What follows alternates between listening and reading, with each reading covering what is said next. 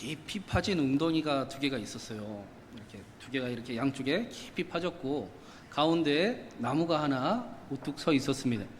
근데 어떤 사람이 두 사람이 길을 가다가 한쪽씩 두 사람이 똑같이 구덩이에 깊이 빠진 겁니다. 이 두 사람은 크게 놀라고 두려움 속에 하나님께 이 구덩이에서 빠져나가게 해 주십시오라고 기도를 간절히 드렸습니다. 하나님께서 그 기도를 들으시고 번개를 내리셔서 가운데 있는 나무를 때리셨습니다. 그리고 그 나무가 똑같이 구덩이에 반쪽씩 그렇게 툭 떨어진 겁니다. 기도하던 두 사람은 둘 다 깜짝 놀랐어요. 큰일 날 뻔했습니다. 그러자 먼저 오른편에 있던 사람이 하나님께 기도하다가 자신의 생각과는 다른 일이 벌어지는 것을 보고 하나님께 원망을 하기 시작을 했습니다. 하나님, 내가 하나님께 이렇게 간절히 기도하고 있는데 나무가 떨어지면 어쩌라는 겁니까? 하나님 저에게 이러실 수 있습니까? 라고 원망하며 소리를 쳤습니다. 왼편에 있던 사람도 똑같이 자기가 생각하는 일과는 다른 그 일에 놀라기는 했지만 그런데 다른 반응을 보였습니다. 잠시 생각을 하더니 그 나무를 사다리로 만들기 시작을 했습니다. 그리고는 사다리를 타고 구덩이에서 빠져나왔습니다. 자신의 생각과는 다른 그 일이었지만 그 일을 기회로 만들어서 변화시켜 그 구덩이에서 곤란해서 빠져나왔던 것입니다. 사랑하는 여러분, 우리는 오른편에 있는 사람의 그 기도와 믿음과 닮은 것 같으십니까? 아니면 왼편과 닮은 것 같으십니까? 일부는 자신 있게 왼편이라고 이야기를 해서 설교가 엄청 빨리 끝났어요. 우리는 물론 오른편에 있을 때도 있지만 많은 때에 많은 사람들이 오른편에 있는 사람과 비슷한 신앙의 모습을 보이며 살아가곤 합니다. 제자들의 모습도 이와 다르지 않았습니다. 지난주에 우리가 말씀을 나누었듯이 제자들은 자신들이 본대로 믿었어요. 자신들이 생각한 대로 믿었습니다. 어떤 상황이 벌어지면 자신들의 그 가지고 있는 그 감정에 따라서 그 일들을 판단하고 그 일들을 믿기를 결정을 했습니다. 그리고 자기 자신을 믿었기 때문에 무슨 일이 일어날 때마다 다시 자기 자신에게로 돌아가는 그런 믿음을 가지고 있었습니다. 그래서 성경은 이런 믿음을 믿음이라고 착각하며 살아가는 제자들에게, 저와 여러분에게 참된 믿음의 세계가 어떠한지를 우리에게 알려주고 그 길로 지금도 안내하고 이끌어가고 있습니다. 예수님의 부활을 가장 먼저 목격한 첫 번째 증인은 막달라 마리아였습니다. 막달라 마리아는 예수님을 만났고 예수님의 말씀을 드렸습니다. 그래서 18절 말씀에 보면 마리아가 제자들을 찾아가 내가 주를 보았다, 내가 주님을 만났다라고 이야기했다라고 나옵니다.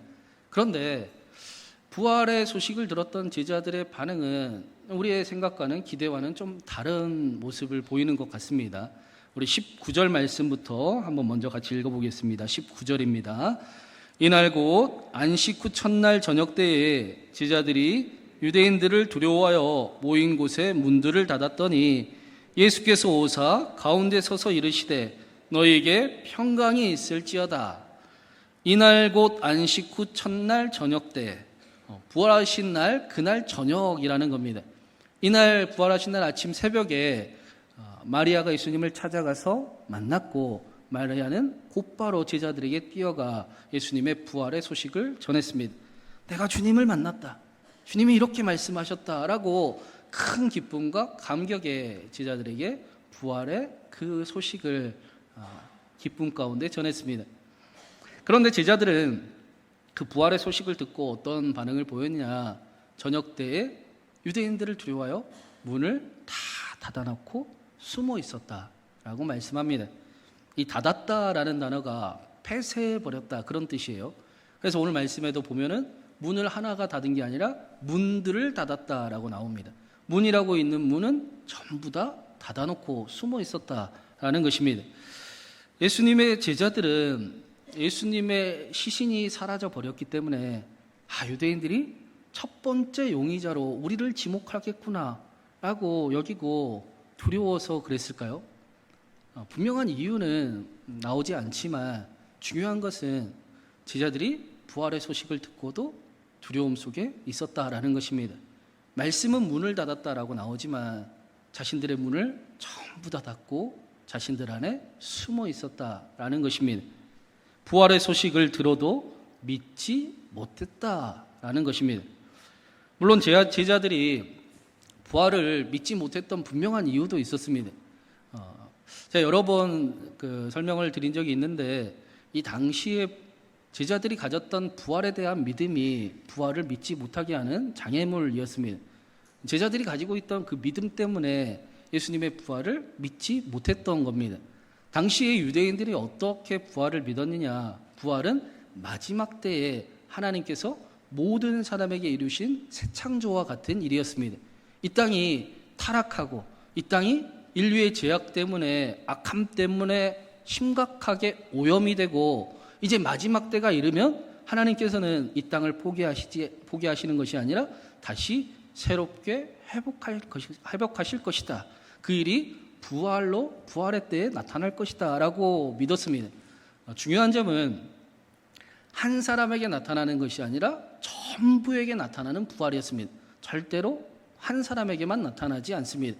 그렇기 때문에 예수님의 그 부활이 제자들의 가진 믿음을 통해 장애물이 되었던 것입니다. 믿지 못하게 만드는 믿음을 소유하고 있었던 것입니다. 그런데 그런 제자들이 예수님께서 찾아오시고 어떤 일이 나타났는가? 우리 20절 말씀도 한번 같이 읽어보겠습니다. 20절입니다.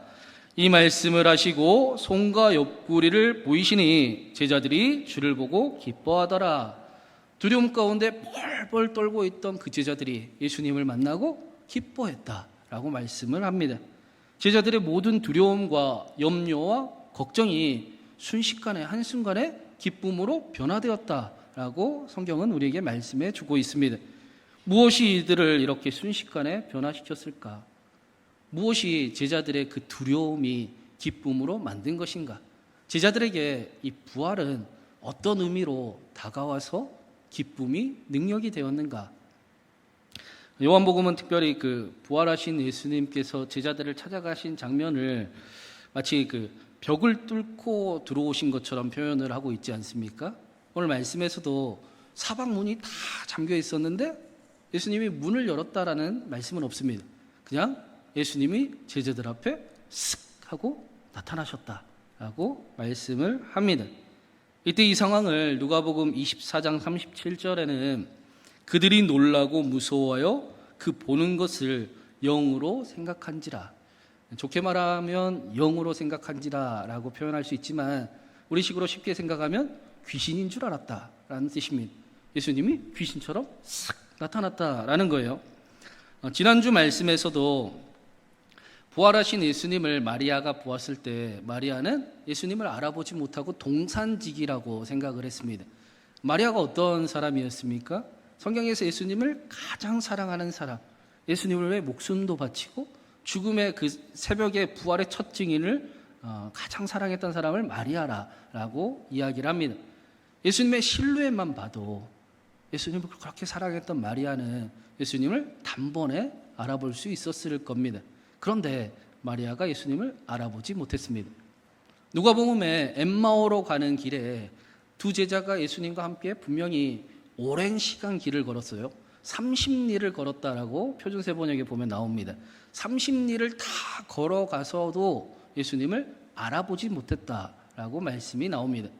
오늘 말씀에서도 예수님을 그냥 알아본 게 아니라 예수님께서 손과 옆구리를 보여주시니 부활하신 주님을 알아보고 기뻐했다라고 말씀하고 있습니다. 제자들의 시력이 안 좋아서가 아니라 예수님의 부활 이전과 부활 이후의 모습이 완전히 똑같지는 않았다라는 것입니다. 가장 가까운 사이였던 제자들이 단번에 알아보지 못할 정도로 다름이 있었다라는 것입니다. 그것을 사도 요한은 오늘 말씀에서 예수님이 문을 열고 들어오신 것이 아니라 슥 하고 들어오셨다라고 표현을 해주고 있습니다. 그런데 그렇다고 예수님께서 정말 귀신처럼 몸이 없으셨다라는 말은 아니지요. 예수님이 손과 발과 몸을 가지고 계셨습니다. 그래서 제자들에게 내 손을 보아라, 내 옆구리에 창자국을 보아라 라고 분명히 말씀하시고 만져보게도 하십니다. 그렇다면 왜 예수님께서 제자들을 찾아오셨을 때 문을 두드리지 않고 오셨을까? 기왕에 찾아오실 거면 똑똑똑하고 야 나야 예수님이야 걱정하지 마 라고 들어오셨으면 오 예수님이 부활하셨네요 하고 더 잘 알아보지 않았겠습니까? 굳이 문을 열지 않으시고 쓱 하고 예수님이 제자들 앞에 나타나셨는가? 결론부터 말씀을 드리면 제자들에게 부활하신 예수님이 시간과 공간을 초월하시는 하나님이심을 보여주기를 원하셨습니다. 다시 말하면 제자들이 가지고 있는 그 믿음의 한계를 뛰어넘는 하나님을 제자들에게 알려주기를 원하셨습니다. 부활을 믿지 못하게 하던 그 제자들의 그 믿음을 깨트리시고 부활의 의미를 이제는 간직할 수 있게 살아갈 수 있게 그래서 두려움이 기쁨으로 변할 수 있게 해주시기 원함이셨습니다. 오늘 말씀에 예수님께서 부활하신 이유가 부활의 의미가 무엇인지 정확히 예수님의 언어를 통해 나오고 있습니다. 17절입니다. 우리 17절 말씀도 한번 같이 읽어보겠습니다. 17절 예수께서 이르시되 나를 붙들지 말라 내가 아직 아버지께로 올라가지 아니하였노라 너는 내 형제들에게 가서 이르되 내가 내 아버지 곧 너희 아버지 내 하나님 곧 너희 하나님께로 올라간다 하라 하시니 예수님께서 자신을 반가워하는 마리아에게 나를 붙들지 마라고 말씀을 하십니다. 그리고는 그 이유에 대해 말씀하시기를 내가 아직 아버지께로 올라가지 아니하였기 때문이다. 내가 내 아버지 곧 너희 아버지 내 하나님 곧 너희 하나님께로 올라간다라고 말씀을 하십니다. 예수님께서 마리아에게 붙들지 말라라고 하신 이유는 부활의 의미를 설명해 주시기 위함이셨어요. 그리고 그 부활의 의미를 설명해 주시기를 내가 아버지께로 올라가는 것이야. 그래야 내 아버지가 너희의 아버지가 되고 내 하나님이 너희의 하나님이 됨을 너희가 간절히 알게 될 것이기 때문이다. 그렇게 말씀을 하십니다. 부활이 모든 사람에게 넘치는 기쁨이 되고 능력이 되는 이유는 죽을 몸이 다시 살아나는 그런 단순한 메시지 때문이 아니지요. 성경에는 더러 죽었다 살아나는 인물들이 나오지 않습니까? 우리가 요한복음에서도 죽었던 나사로가 다시 살아나는 장면을 말씀을 나눈 적이 있습니다. 정확히 이야기하면 그것은 소생이라고 이야기할 수 있습니다. 부활이 아니라 소생입니다. 예수님의 부활은 십자가 이전의 모습으로 돌아가는 그런 부활이 아니었습니다. 예수님의 부활은 하늘 아버지께로 올라가시는 부활이었습니다. 그래야 제자들도 저와 여러분도 그 부활에 참여하는 자가 될 수 있기 때문입니다. 그래야 제자들과 저와 여러분이 하나님을 내 하나님, 내 아버지라고 정말로 부를 수 있기 때문입니다. 그래야 하나님께서 창조하신 이 세상이 하나님의 아들들을 통해서 썩어진 데에서 해방될 수 있기 때문입니다. 현대인들의 신앙을 보면 예수님의 그 부활의 능력보다는 십자가의 사랑에 좀 집중하는 모습을 볼 수가 있습니다. 그런데 예수님의 부활이 있기 때문에 예수님의 탄생의 기쁨이 있는 것이고 예수님의 부활이 있기 때문에 십자가가 은혜요 사랑으로 여겨지는 것입니다. 그래서 초대교회 성도들은 십자가보다는 예수님의 고난보다는 부활에 초점을 맞추고 강하게 초점을 맞추고 부활을 기억하는 신앙생활을 이어가기를 간절히 원했습니다. 예수님의 부활을 그들은 들었고 보았고 만져봤기 때문에 저 저주스러운 나무가 하나님의 사랑이다 라고 말할 수 있었던 것입니다. 저 저주스러운 나무에서 예수님께서 저주를 깨뜨리시고 부활하셨다. 살아계신 하나님이 부활하신 예수님이 나를 위해 십자가에 달리셨다 라고 믿으며 삶을 살아갔던 것입니다. 그래서 초대교회 성도들은 십자가를 바라보면서 하나님 왜 나는 맨날 이럴까요? 오늘도 이렇게 죄인으로 제 모습으로 하나님 앞에 왔습니다 라고 연민과 본민으로 하나님 앞에 나아가는 것이 아니라 하나님, 예수님이 승리하셨습니다. 부활하셨습니다. 그 승리가 내 승리임을, 또 내 것임을 나는 믿습니다. 그렇게 믿음으로 이긴 자의 삶을 살아가곤 했습니다. 제자들은 자신들이 절대로 하나님과 함께 할 수 없는 사람들임을 잘 알고 있었습니다. 오늘 장면에서는 더 그랬을 겁니다. 예수님을 배반하고 예수님 앞에 도망가서 두려워 예수님의 부활을 소식을 듣고도 꽁꽁 문을 닫고 숨어있는 자신들의 모습을 보면, 우리는 도저히 예수님하고 하나님하고 함께 할 수 없구나. 우리는 하나님의 임재를 경험할 수 없는 존재이구나 라는 것을 뼈저리게 경험을 느꼈을 것입니다. 자신들에게 하나님과 멀어지게 만드는 연약함이 자신들 안에 있음을 잘 알고 있었고, 하나님과 함께 할 수 없는 수많은 이유와 핑계들을 자신들이 가지고 있음을 잘 알고 있었습니다. 그런데 그 수많은 이유들을 하나님께서 아무런 이유가 될 수 없게, 아니, 내가 너희와 반드시 함께 할 거야. 내가 너희의 하나님이 되고 내가 너희의 아버지가 될 거야. 내가 끝까지 너희를 사랑할 거야 라고 보여주신 사건이 바로 예수님의 부활의 사건입니다. 예수님과 하나님과 함께하는 것, 그것을 성경은 샬롬이다, 평강이다 라고 말씀합니다. 무사 아니라요 아무 탈이 없어 마음이 평안한 상태를, 그것을 성경이 평강이라고 말하는 것이 아니라, 우리의 삶에 전쟁이 있지만, 시끄러움이 있지만, 어려운 일이 때로는 있지만, 생각하지 못하는 문제를 만나지만, 그때도 하나님이 나와 함께 하시니, 하나님이 능히 그 일을 지키실 수 있으니, 하나님이 능히 그 일을 책임져 주실 수 있으니, 하늘은 열려 있으니, 하나님이 죽었다가 살아나신 부활하신 하나님이시니 내가 하나님과 함께 평강을 누립니다. 그것이 성경이 말씀하는 평강입니다. 그래서 예수님께서 부활하셔서 첫 번째로 제자들에게 하신 말씀은 너희에게 평강이 있을지어다. 다시 하나님과 함께하는 삶을 살아갈지어다. 그리고 이렇게 말씀을 하십니다. 우리 마지막으로 21절, 22절을 한번 같이 읽어보겠습니다. 예수께서 또 이르시되 너희에게 평강이 있을지어다. 아버지께서 나를 보내신 것 같이 나도 너희를 보내노라. 이 말씀을 하시고 그들을 향하사 숨을 내쉬며 이르시되 성령을 받으라. 여러분, 저 같으면 제자들을 처음 만났을 때 한마디는 했을 것 같아요. 너네가 나를 배신했어? 너네가 나한테 그럴 수 있어? 라고 한마디는 속이라도 풀게 했을 것 같습니다.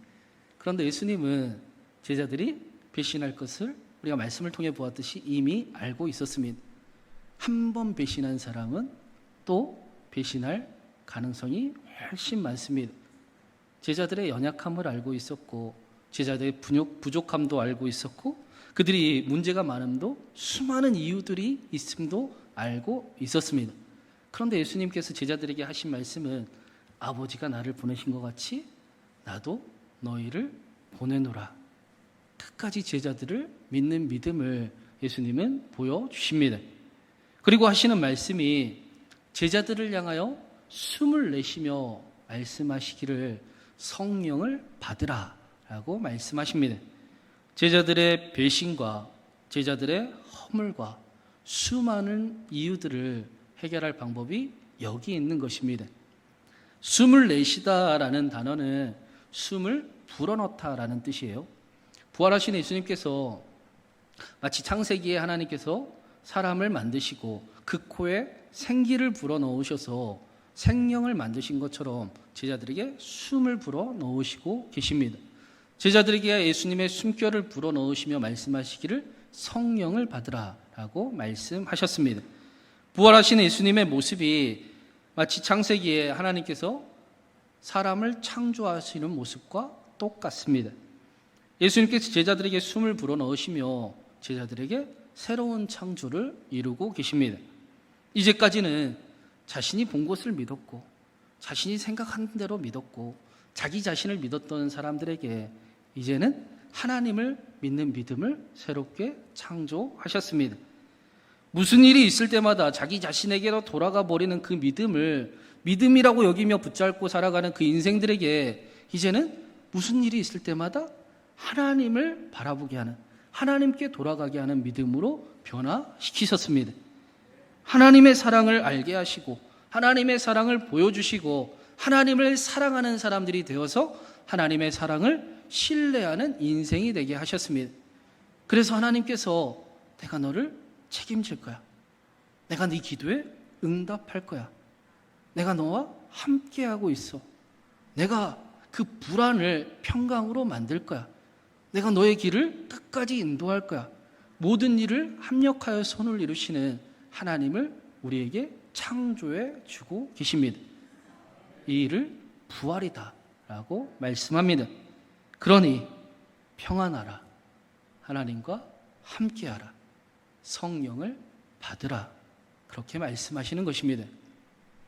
사랑하는 여러분, 설교를 시작하면서 구덩이에 빠진 두 사람을 말씀을 드렸습니다. 저는 저와 여러분이 왼편에 있는 사람처럼 때로는 생각하지 못하는 일들을 만나 깜짝 놀랄 때도 있지만, 그러나 하나님과 함께 그 일을 기회로 만드는 믿음의 사람들이 되기를 간절히 바랍니다.